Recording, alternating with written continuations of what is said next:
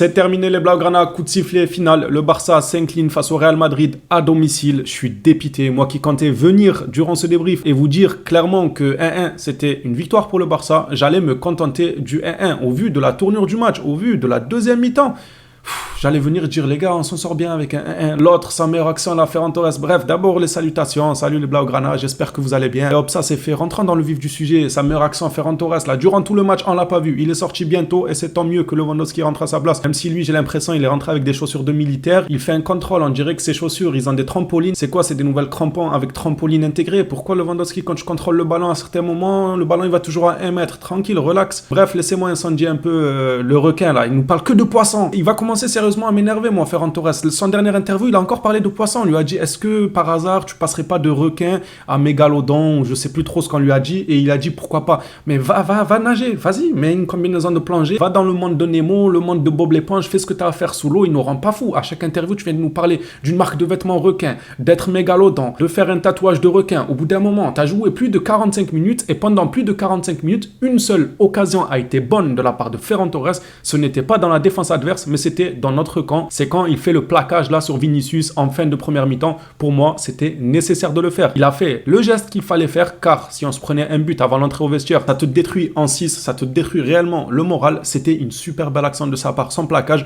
Seulement maintenant que le match est terminé, Ferran Torres doit aller faire du rugby, parce que le plaquage, il était pas mal. Mais j'en suis persuadé qu'il servira tout de même mieux pour les rugbyman. Tu auras le bonheur d'une équipe de rugby avec ce genre de plaquage. Mais il y en a marre au bout d'un moment que tu joues plus de 45 minutes sans rien montrer. Ferran, sérieux. Même si je suis déçu par pas mal de joueurs dans ce match qui pour moi n'ont pas apporté ce qu'il devait apporter, par exemple un certain Baldé. Félix, à part son petit pont, voilà, c'était bien marrant, il a fait un petit pont. Après malheureusement, Carvajal c'est un joueur qui va hyper vite, on le connaît, qu'il a cette qualité là de vitesse, le rattrape. Félix a fait quelques petites belles choses, mais je m'attendais à plus. Hier durant ma vidéo débrief, moi j'avais mis énormément d'espoir en lui, j'ai dit que c'est lui qui va tout changer, mais malheureusement on n'avait pas forcément le pied sur le ballon, surtout sur la deuxième période. Mais par contre, Ferran Torres comparé à Félix qui a eu à tenter quelques occasions, bon il n'a pas fait un match XXL non plus, c'est ok, mais Ferran Torres, il a fait un match rien du tout. C'est même pas du L, c'est même pas du XL, c'est même pas du S. Il a mis du XS. Là, il vient de faire un match, c'était du XS. C'est une taille enfant. Il a eu le niveau d'un enfant sur le terrain. C'est un truc de fou. À l'annonce de la composition, moi j'ai dit, mais Xavi, mais merci.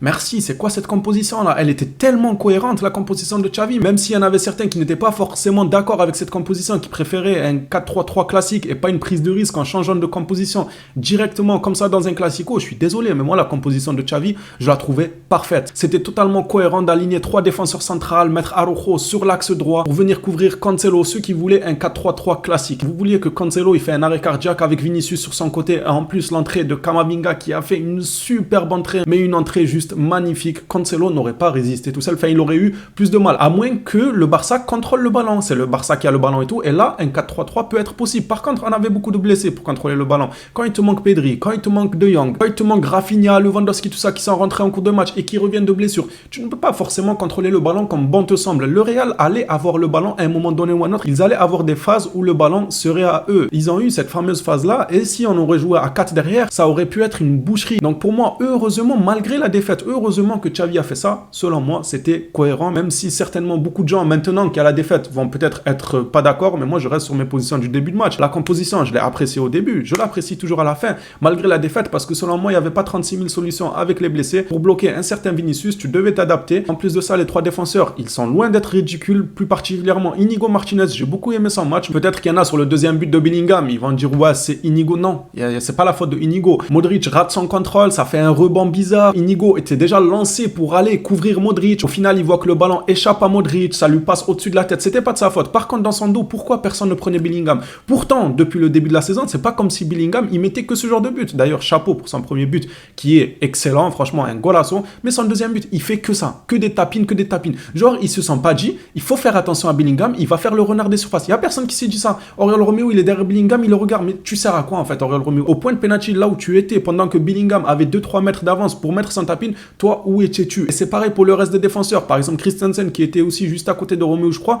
Un des deux aurait pu se mettre sur Bellingham. Franchement, c'est voyant, c'est prévisible. Le gars, il fait tout le temps ça, surtout en fin de match. En fin de match, il est tout le temps dans la surface. Il y a personne qui s'est dit, moi, je m'occupe de rien d'autre à à part garder Bellingham dans la surface, lui faire un marquage à la culotte. C'est ce qu'il aurait dû faire Oriol Romeu. Mais lui non, il est rentré, il préfère rater des contrôles, il préfère stresser à chaque fois qu'il contrôle le ballon. C'est tellement dommage, on est passé près de faire une bonne opération et pour moi la bonne opération, au vu de la physionomie du match, la bonne opération aurait été un match nul pour le Barça. Je me serais dit ouf, c'est bon, tant mieux, tant mieux. Qu'est-ce qu'on a vu là? On s'est fait marbrer en deuxième période. Franchement, l'entrée de Camavinga, c'est quoi cette entrée de fou? Par contre, en parlant de Camavinga justement, autant Xavi, je dis que c'était cohérent dans ses choix de mettre un peu cette défense à 3 avec deux pistons sur le côté et tout ça pour couvrir, oui, c'est cohérent, c'est bien. Par contre, une fois que Camavinga rentre, on sait qu'il a des qualités offensives, on sait qu'il va beaucoup monter avec le ballon, il est bon techniquement, il est bon à la passe, il est bon à la récupération, il va vite, il dynamite souvent son couloir et tout. Xavi, selon moi, aurait pu réagir plus tôt. Ok, tu fais rentrer Camavinga qui va être plus à l'aise offensivement qu'un certain Ferland Mendy. Pas de souci, je vais te faire rentrer moi aussi des offensifs pour que ton Camavinga, il est obligé de rester derrière et pas monter sans cesse. Pourquoi il a fallu 20 minutes à Xavi pour remarquer ça? Jusqu'à ce que de simples mecs comme moi qui débriefent ne sont rien en réalité. Tout le monde peut faire un débrief, tout le monde peut apporter son analyse de football.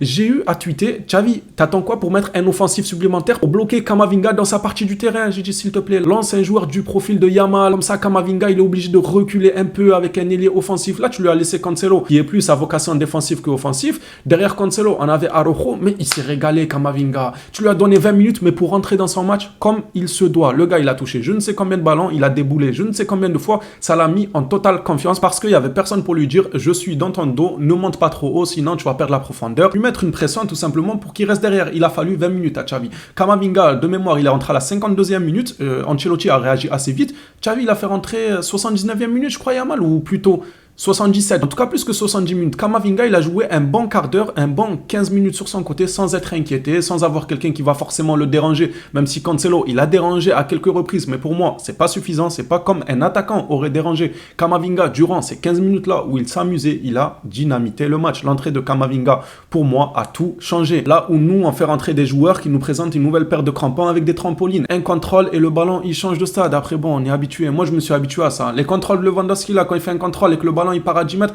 c'est bon, je suis habitué. En fait, à chaque fois que je vois le ballon arriver vers Lewandowski, je me dis toujours, est-ce qu'il y a quelqu'un autour pour récupérer le ballon que la chaussure de Lewandowski équipée de trampoline va rejeter à 2-3 mètres? C'est exactement ce que je me demande maintenant. Je me dis même pas, Lewandowski va faire un bon contrôle, un bon amorti, il va lever un peu le pied au moment où le ballon colle sa chaussure. Non, le gars, ses contrôles, c'est des frappes. Ses orteils, ils sont en ciment ou quoi? Il a du ciment dans les pieds. C'est pas possible de faire des contrôles comme ça. Bref, maintenant que tout ça est dit, on va essayer de retrouver un peu de lucidité, de dire qu'est-ce qui a été bon dans ce match. Pour moi, il y a eu quand même du bon. Il y a eu des joueurs qui sont sortis du lot. Gavi, pour moi, fait un superbe match. En plus de ça, à un nouveau poste, même si j'aime pas trop dire nouveau poste, parce que pour moi, Gavi est capable de jouer partout au milieu de terrain, il a quand même été aux côtés de Gundogan. J'ai bien aimé. J'ai bien aimé ce que Gavi a apporté dans ce match. Fermin, j'ai bien aimé. Gundogan, j'ai bien aimé. Tout le milieu, selon moi, s'est géré jusqu'à l'entrée de Oriol Romeu. Et derrière, pour moi, Inigo Martinez fait un très très bon match. C'est tellement dommage quand tu débutes le match de cette manière-là, avec un but, sur une erreur de la défense du Real Madrid, tout va de ton côté et tout, de se laisser autant dominer en fin de match, de se laisser